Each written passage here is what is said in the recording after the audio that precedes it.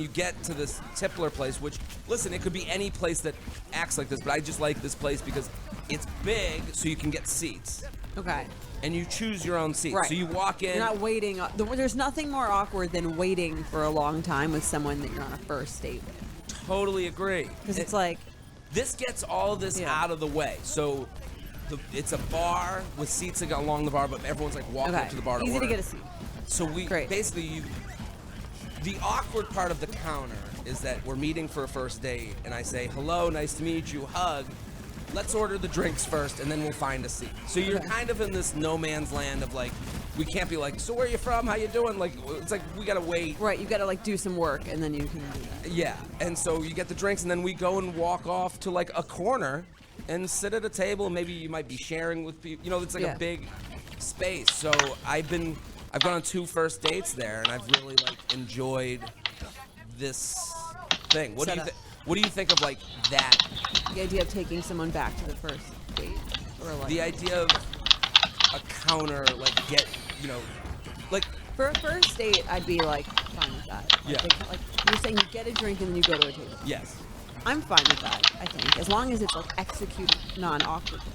I think it's kind of like if there's like a super long line to get a drink, and then you're kind of like you're like kind of like awkwardly waiting there. Then I think it could be weird.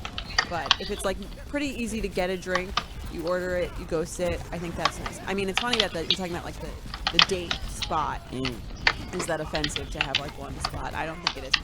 My roommate, I think I've discussed this before. My roommate and I, when we were dating, we used to go on a lot of first dates between the two of us, and we had one shirt that we shared that we called the first date shirt.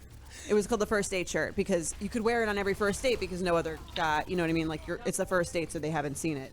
But we used to just like share it, and we would all like it'd be like if you had a first date, you were wearing this shirt. It was her shirt. I was like borrowing it. Yeah. But we would both. It was like the perfect first date shirt because it was like cute and flattering, not like too fancy. Like it showed off like a little bit of skin, but not too much skin, and like we just thought it was the perfect first date shirt. Well, that's the thing with a first date. It's all about comfort.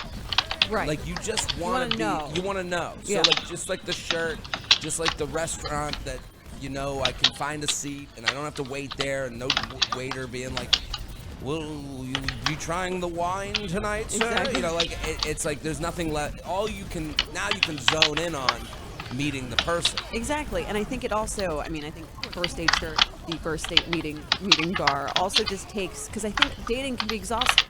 Yeah. There's a lot that goes into it. Like, you don't think, for men, it's like, okay, maybe it's like picking the restaurant. Sure. Or having to, like, do the mental energy of, like, what does this place say about who I am, blah, blah, blah. Yes. And with the first date shirt and the first date restaurant, it's kind of like, if you have a go-to, there's one less thing you have to, like, deal with. It makes you able to go to meet more people, go out on more dates. I totally agree. I was just, it was funny to me because I was like, switching up comps. I'm not lying. Like, just like you said, like, it's not like I'm going to be like, just so you know, every girl, this is where I start, but I'm also not going to reveal that. Yeah, there'd be no reason to reveal There's that. no reason to reveal it, but I just want that. Now I'm like every bar, maybe there needs to be first date bars, like promote yourself as that. Like if I'm the Tippler, I should be out there being like, easy place for a first date. Because you do judge a guy based on where he picks the first date and when he where the place he picks and when he tells it to you are the two big. This was a big part of this because I go, you're texting and you're like, I know that. Okay. I know that. I think every guy knows that intimately, Right. You want to know the place and time. Time, date, place. Yeah. And right, we're very high maintenance. Yeah, right. Anyone listening to this, it's like married is like, what? It's like this is actually hard information to get from a guy. It is because I remember there's just so many awkward situations where it's like, okay, they're like, we should do something Tuesday night, and you're like, great, yes. I'm around, let's do it. So now you have this weird sort of plan for Tuesday night, and then it's Tuesday, and you're like, well, should I? I don't know what time, I don't know where I'm going, but sure. I don't want to be like, what the fuck is going on here? So, well, I would say from the male, side of things. Switching to more. You say, let's do drinks. You literally hear the stopwatch start in your head, like tick tick tick tick tick tick tick tick tick tick tick tick tick to when you make the plan. Right. And there is let's just put this out there. When a guy says, let's do drinks, he doesn't have a place in mind. He doesn't have a time in mind. He just know this is how far out we're thinking. So like, if this is how we're thinking for let's do drinks, just understand that's how we think for everything. Right. So it's like we should, we talk about in this podcast the we should guy. He's just saying shit. It's annoying, It's right? annoying. But there's no bigger turn on, or like I remember like if you talk about the brunch table, it's like literally, and this is how below the bar is. I remember it'd be like, if someone's like, oh yeah, I have a date on Tuesday, and they're like, and your friends are like, well, where are you going? And they're like, if you have to answer like, I don't know yet, it kind of No, it's kind of embarrassing if they're like, oh, I don't know yet. GG. If they're like there's nothing more exciting than someone be like, well, oh, like where are you going? And they're like, oh, on Tuesday, like we have this plan on Tuesday at 8, and we're going to this like bar that I'm not ashamed to tell you of. Yes. And it like makes it more exciting to tell people about if you have a real plan. This is actually a very interesting conversation. I think the listeners are getting a lot out of this because I honestly have never had that conversation. Really? So we talk a lot of.